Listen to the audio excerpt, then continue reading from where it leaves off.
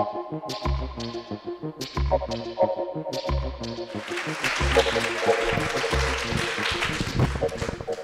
good evening. I am Cory Kahaney. Thank you for having me.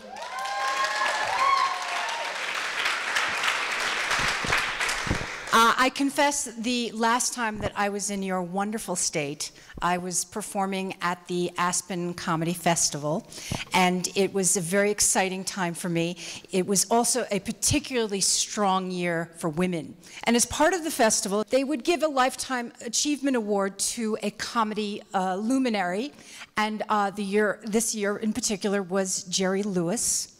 And Martin Short interviewed Jerry Lewis, and it was open to the public, and so we went. All the comedians went. I mean, of course we went. It was Jerry Lewis.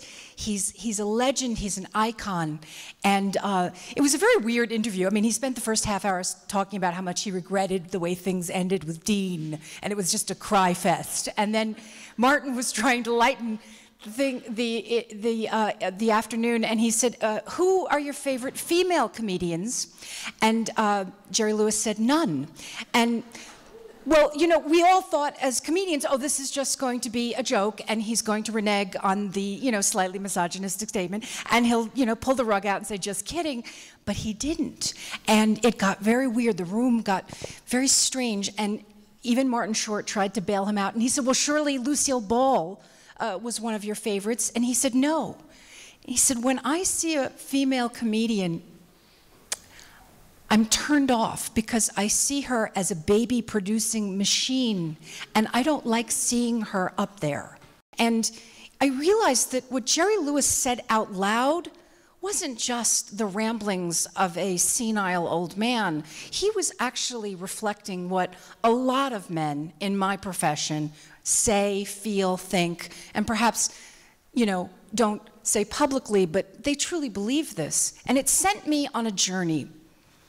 So I started to look back at the women who paved the way for me, because it occurred to me that if my generation is still facing this much resistance in the industry of stand-up and comedy, then what must it have been like for the women who started at the same time as Jerry Lewis? So I thought that we would take a little journey and look at the pioneers. A very nice man named Bob Hope saw Phyllis performing at a club and put her on 23 TV specials. Phyllis Diller is credited with opening the door for women in stand-up comedy, but that was never her motivation. With 5 kids at home to feed and a husband who drank, failure wasn't an option.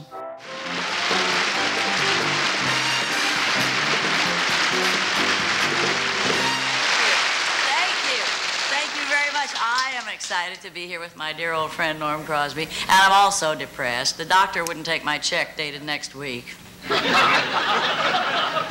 He gave me 2 aspirin and a ticket to Lourdes. Her specialty was absolutely with sarcasm, and most of her comedy was always making fun of her husband, making fun of her kids, and making fun of her family. I was just visiting my parents, and it's hard for me to see them now because I don't get high anymore, and I don't know how to entertain them. We just stare at each other the whole time. And I am married. I met my husband in a bar, which is so rare these days. It's odd, you know, doing that, because girls warn you. That's a strange thing. When you meet a guy in a bar, it's dangerous because it's like going grocery shopping when you're hungry and you bring home shit you don't need. All right, let's see who we have next. Who can forget Toni Fields? Nobody could work a crowd like Toni. Toni used to walk out into the audience and find an obviously beautiful woman in the crowd and say, "It's a shame you let yourself go." Do you want to know, I have been working so hard getting ready for this show. I've worked with 3 of the biggest writers in the country. They said, Toni, it's so hard to write for you, because in order to write for a comic, they should have something physically wrong with them. Like Jimmy Durante has a big nose. Martha Ray has a big mouth. Jackie Gleason's fat. What I love about Toni is she was so open about the plight of being a woman. She really was. I mean, she would, you know, she would love the world today with all our weight loss craziness. There was one diet that I liked better than Weight Watchers. It was the Fresca M&Ms and cocaine diet. That was a great diet. Yeah.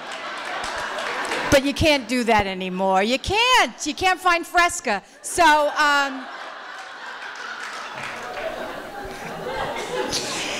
right, who do we have next? Jackie Moms Mabley was the first bona fide female stand-up superstar.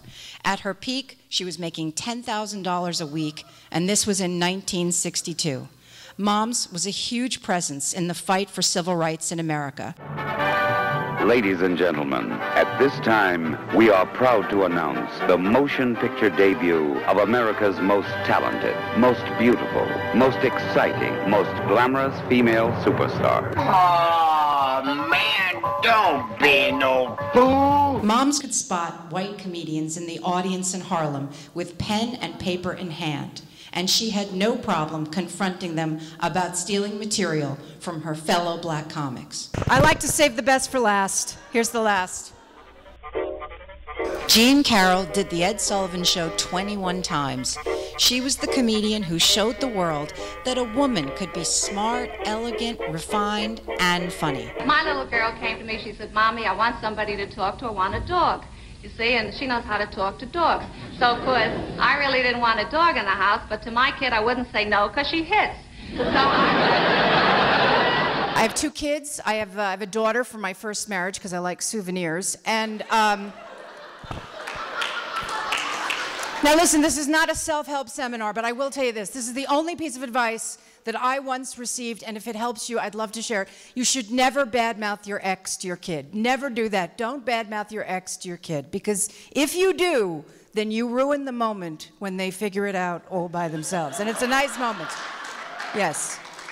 What I hope you learned is that funny is funny.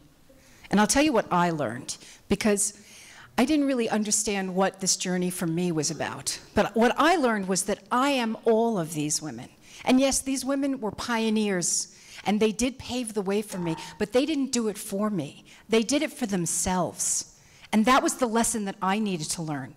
I can't worry about proving to anyone that I deserve to belong, that I deserve to be here. I'm already here. And I hope you all come aboard.